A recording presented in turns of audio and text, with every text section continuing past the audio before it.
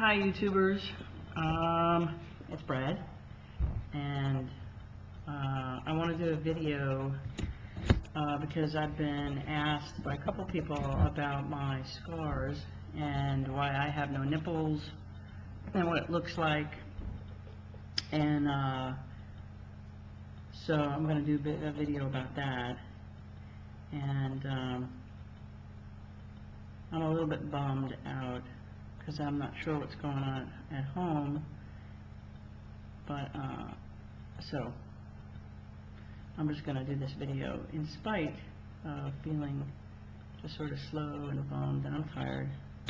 Anyway, okay, so 5 years ago I was diagnosed with ovarian cancer, and I'm going to try and keep this compacted, so if you have questions, feel free to ask and I'd be happy to answer them or do another video. But there was no history, there was no explanation for why I got ovarian cancer, so there's more to the story. But about a year later I ended up having a test that is now pretty well known called the BRCA1, or the BRCA gene test, to find out if you're, which is very, very rare to have the BRCA1 gene mutation, but there's certain groups of people that are more predisposed, like Jewish Ashkenazi Jews, which it turns out I am. Who knew?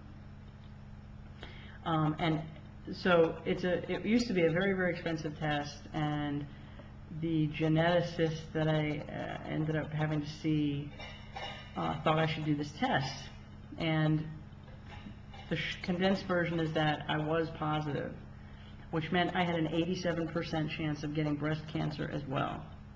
I had a 36% chance of getting ovarian cancer, which I had. So yeah, I was strongly encouraged to go ahead and have the mastectomies as well, which I was pretty happy about.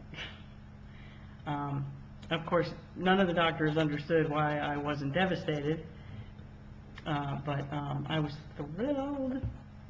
Anyway, it turns out I had to see an oncological breast surgeon to do the mastectomies, and he was not a plastic surgeon, which is pretty obvious when you look at the job he did. I really wanted a plastic surgeon to close, but I just didn't have the, I don't know, there was so much going on, I didn't really push it. So apparently I can go back there and get like a cleanup job, a revision, which I have to look into, because there are definitely dog ears, and I'll show you what those look like, and lots of extra skin. There's no breast tissue left. I got to keep my lymph nodes and all my muscle, thank God, because we did this really prophylactically. But you know, for I'd say about 9 months after I had the BRCA1 positive result, I was going into Miami every 3 months to either have an ultrasound, I forgot the special kind of mammogram, and this was like a breast MRI. So every 3 months I had to be reminded and have my breasts manipulated, and oh my God. One of the tests, they had to hang down into this thing, and they got stuck, and they sucked them in, and I had to pull to get them out. And aside from the being humiliated and just feeling completely dysphoric and awful about having to deal with that, it dawned on me that I was every 3 months waiting to find out, do I have it yet? Do I have it yet? Do I have it yet?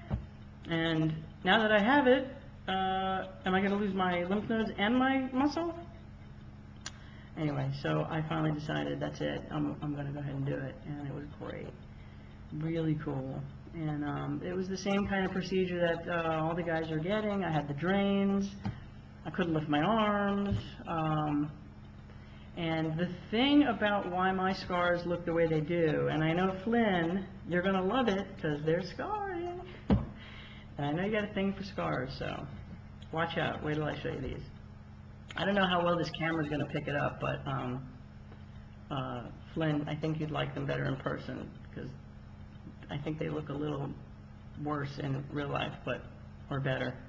Anyway, I had my surgery done about 7 weeks before I had to go to the fire academy. So we're talking about like 3 years ago, but that is not enough time to, that's not enough time to have before you go and do that kind of training. So I started doing push-ups at like week maybe 3, not recommended. Unless you're Flynn and you really, really like scarring. So, oh, I had a roommate about, I forget now, about 2 years ago, or a year and a half, something like that. I can't remember, but I had a roommate who had access to, how can I put this? She gave me injections into the scar sites to make the scars flatter and less painful. I was going to Europe with my girlfriend, and the backpack was hitting me right here, and I was so tender I couldn't wear the backpack. So I laid on the kitchen table and she injected me with God knows what, and I screamed like a little baby. But it actually flattened the scars, so these are altered somewhat by those injections, thank God. So they're flatter than they were. And I think the scarring also depends upon your body type. Some people just scar with keloids, and which means they kind of look wormy, like thicker and raised, and it's nothing I don't think that you can control. But doing activity too soon on a scar will definitely transform the scar and pull it and twist it. And I remember I had pains for a long time. I think they really just recently stopped, probably within 6 months ago. That when I would lay on my stomach sometimes, I would feel this like thread pulling. Like I felt like it was this thread that was just every now and then it would pull and snap, and it was really, really sharp pain. And I'd quickly flip over and just rub my chest, and it would go away. It was bizarre, but that took a long time to go away, but finally it did. So I'm going to do another video because I can see I'm almost at 8 minutes. I'm going to do another video on why trans guys need to find the strength to deal with their biological female parts if they're still there, specifically the gynecological stuff, because believe me, I hate it as well. But even though I don't have any of that stuff anymore, I still had to go and get that area examined.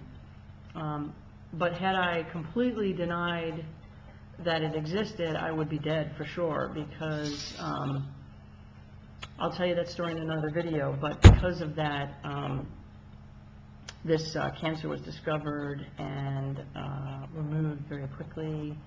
I'll show you pictures too. I look really cute bald. I had 6 months of chemotherapy, and that was at 38. And at age 40, I got in the best shape of my life. Okay, so here's the scars. All right, so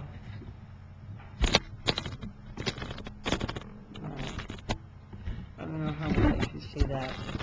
I can barely see it.